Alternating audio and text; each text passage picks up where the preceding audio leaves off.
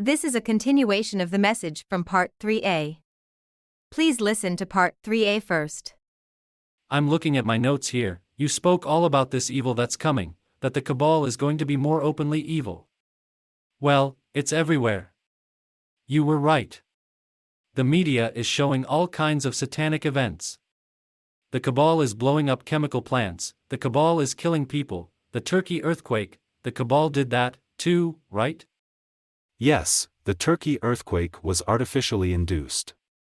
Okay, what did your guide say about the future? What's coming?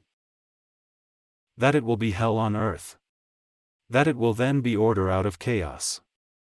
That the cabal has the most intricate plan being played out right now, a script on the world stage, and each event is orchestrated with a purpose, to all coalesce in this end game, the implementation of CSRQ, the digital currency, this enslavement.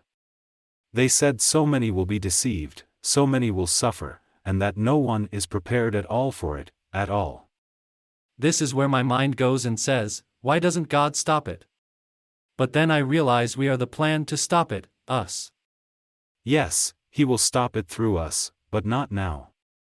My guide said this covenant, if broken, which it was, would carry with it the gravest consequence for these evil beings, but there was a caveat. The evil would be able to reign over earth, without God's interference, before Judgment Day. In the course of that, if Satan gained enough souls, whether it be on earth or in the astral, it would give Satan much more power. So Satan is very focused on gaining souls, through any means necessary. Then it would be on Judgment Day, God would annihilate Satan and his forces from all of existence. Breaking the covenant meant Satan could not be redeemed, and would not be banished for eternity to hell. Instead, he would be annihilated. So, to break the covenant meant the ultimate consequence for every single one of these evil souls, but in their arrogance, they did it, anyway.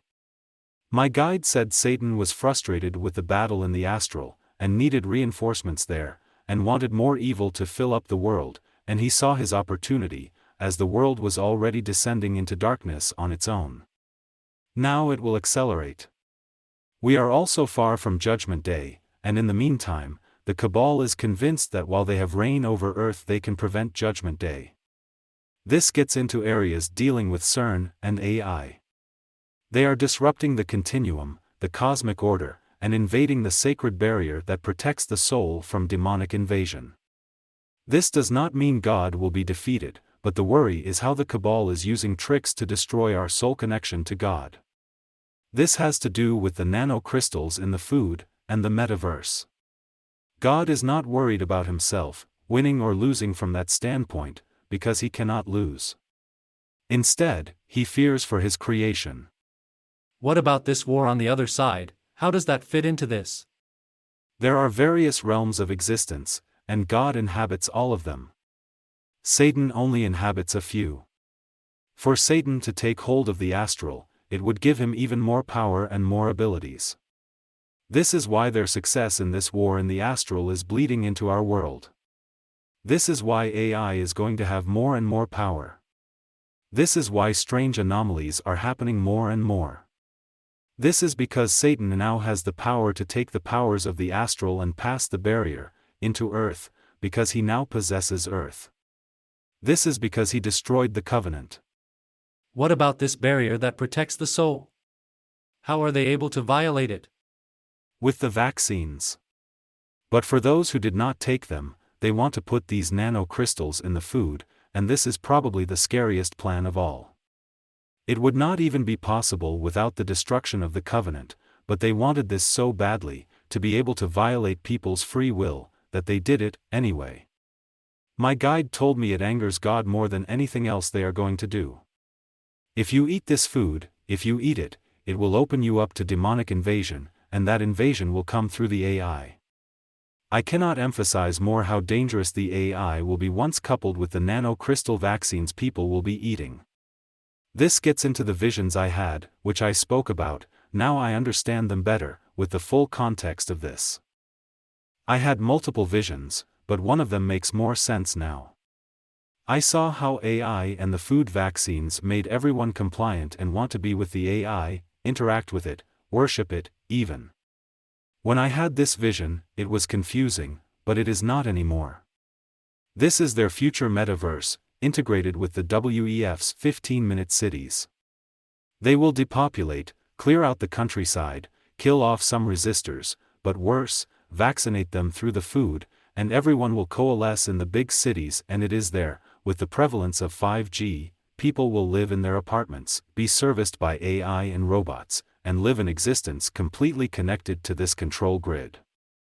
It is hard to believe, but by 2030, they want this fully online, and they want CSRQ online much sooner, because that is a key catalyst. How much time do we have? Very little. Months.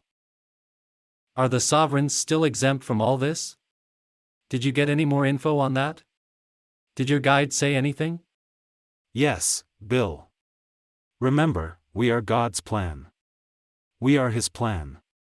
He would not put us in a situation if we were compromised by food vaccines, or 5G, or our souls were open to demonic invasion.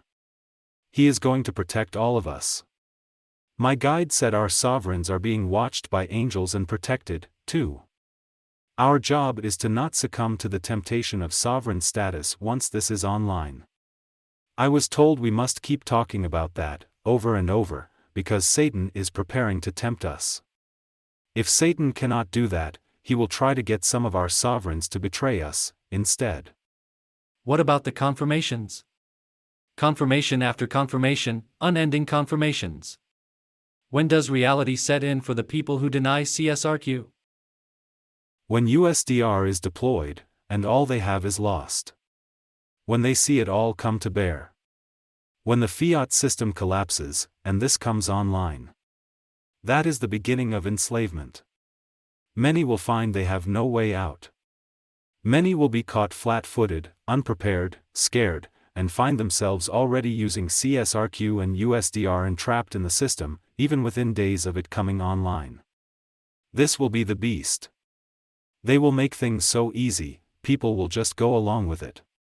It is different from getting an injection, so the cabal expects compliance from a lot of the non-vaccinated. It terrifies me how I know people will just go along with it. What about people who prepped, have some food and shelter, and some gold and silver? The drones, police and military will visit them, eventually. Within weeks, the latest, months. The food system will be totally compromised, so they will have to survive off the food provisions as long as possible, and from there, hope some kind of limited bartering economy develops in their small community. But all of this is already tracked by the FBI and all the governments. I know for a fact, the biggest resistance is in the United States, albeit it is very small, it will be the most fierce. Canada is second to that. The cabal has been preparing for it for decades. You go back to Waco, Ruby Ridge, the cabal is obsessed with these uprisings, and they relish any opportunity to put them down. Okay, this reminds me of the Ohio thing, because if they're willing to do something that evil, what else will they do? Earthquakes, explosions, more derailments, killing on a mass scale, as in Ukraine, vaccines for babies, vaccines in the food, the list is endless. Their evil is evident everywhere. By the way, what was the purpose of the Ohio disaster? To destroy farmland and the Amish, and give the excuse that vast woodlands are polluted so people must move into the cities. If you look at the weather and wind patterns, this was plotted out and showed it blew across these key areas, especially over most of Pennsylvania and fertile areas of Ontario and Quebec. It is also an environmental disaster worse than Fukushima. This message is continued in Part 3C. Please listen to Part 3C next.